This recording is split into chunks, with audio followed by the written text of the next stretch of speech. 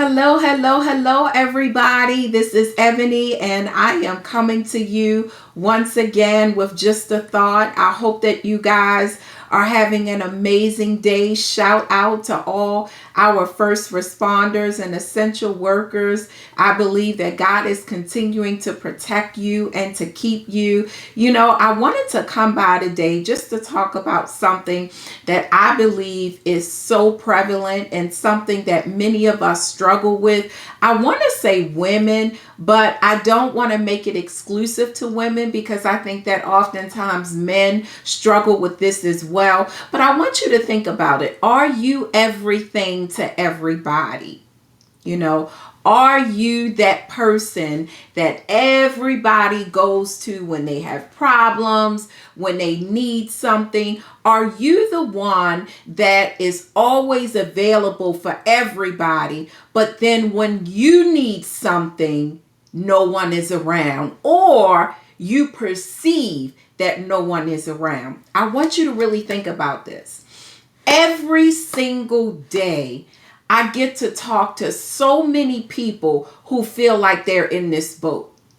I talk to so many strong, resilient women who have overcome so many things and have been able to be the pillars of their families, and maybe some even in their communities or in their businesses or on their jobs. And I find that this is a theme with many people where you are everything to everybody else, but yet you don't have a filler station. You do not have that place where you can go to and just let your hair down and be yourself and just relax. And I want to talk to that person today. I want to talk to that person that finds themselves in that situation where you are everything to everybody, yet you don't have that person. I want to start off by saying, I truly believe that if that is your personality in terms of being that person that is everything to everybody, I want to start off by saying, could it possibly be that that is the way that you have created the relationships with the people in your life?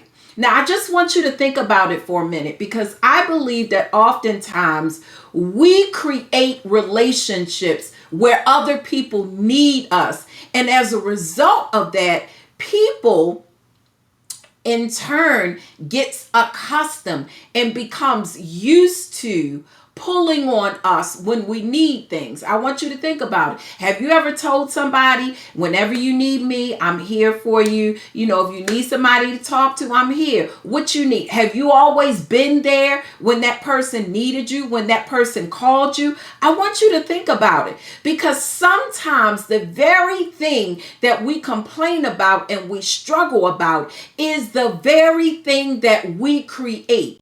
Now, I do believe that oftentimes we don't even realize how we put ourselves out there. We don't realize how we, continue to make ourselves available for everybody else, but we don't leave enough for ourselves. I think that, somewhere along the line, we begin to condition people to treat us as filler stations.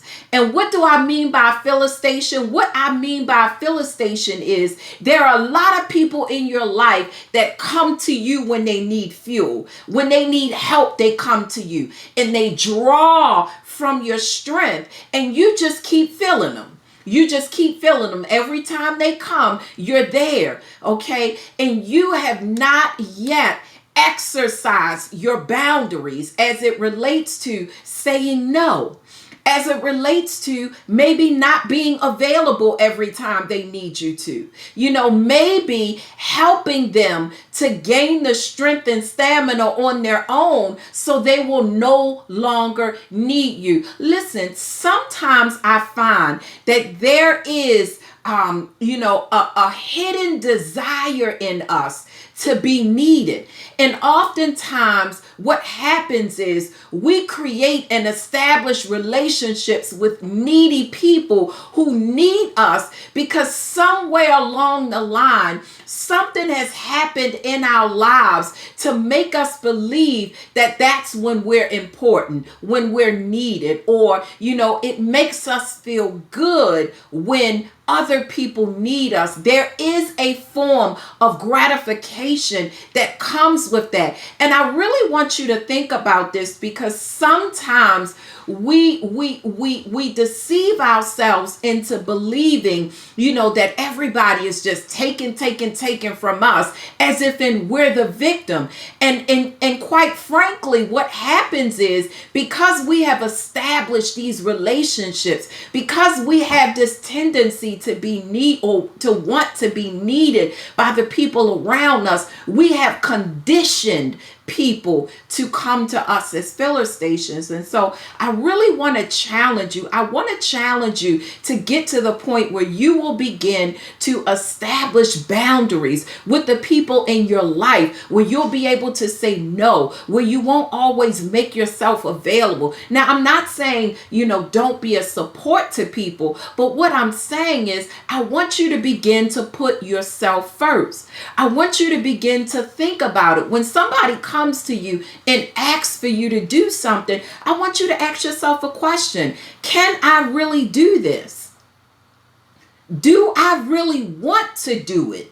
I want you to begin to put yourself first and think about how doing for that person will impact you. Because a lot of times what happens is we give, and then when it comes to ourselves, we do not have anything else for us.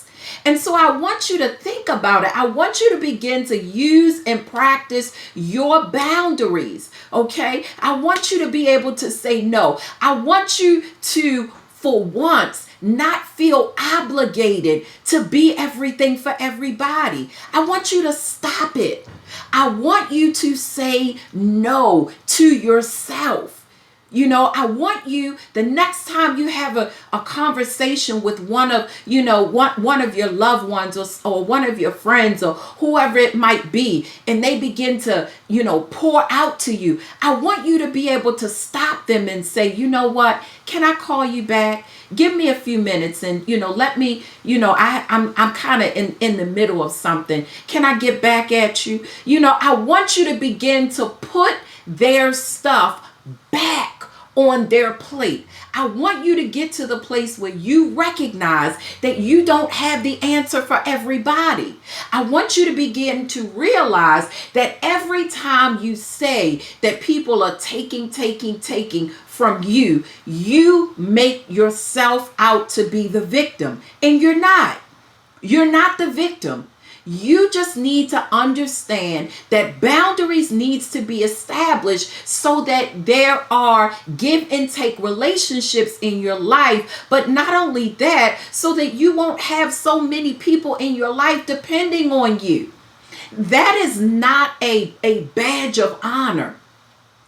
It is not the badge of honor to be the filler station for everybody. It is not a badge of honor to be a helper all of the time. Now, if you have the gift of helps, I believe that many of us have the gift of helps, and it's just it's in our nature to help and to give. If you are a giver, it's in your nature to give. But let me say something to you. After a while, it gets overwhelming. And it gets tiresome and it gets annoying, okay? And you have to be able to be honest with yourself and recognize when you are giving too much. I believe that there is a such thing as helping too much. I believe that there is a such thing as being an enabler. And so many people in our lives, they don't grow up because they depend on you to carry them through. They depend on you to catch them when they fall. And so sometimes you have to get to the point where you no longer desire to be the God in other people's eyes. Because I think that, one of the most mishandled gifts oftentimes is the gift of compassion. It's the gift of helps. It's giving, because sometimes you do it to the point where people, people begin to create a dependency on you. And when they're dependent on you, how are they able to see God if they see you? Think about it. If they're always running to you when they get into trouble, if they're always running to you when they need a solution to a problem, where is God in that? I have found that we have allowed people to make us gods in their lives. And I want you to begin to look at your life. I want you to begin to look at the relationships in your life. And I want you to ask yourself, are you doing this to yourself? And I want you to flip the script. If you are that one that I'm talking about that often says, I'm always giving, and everybody else is taking, they're just takers. I have takers all around me. I want you to begin to stop saying that. And I want you to begin to say, it's time for me to stop being someone else's God. And I want you to begin to deal with that place in you that needs to be needed. There is a place of insecurity. There is a place of deficiency in you that places yourself in situations where you need to be needed. And I want you to begin to be honest with yourself and recognize those areas so that you can cry out to God and allow Him to help you get through them. Listen, it is not a badge of honor. It is not a badge of honor to deplete yourself of everything to everybody else and have nothing for yourself. We're in 2020. It's time to, it's really time to accept some hard truths about yourself and be willing to pursue the life of fulfillment, satisfaction, and joy. I hope this message has been helpful to you. Have an amazing day. God bless you.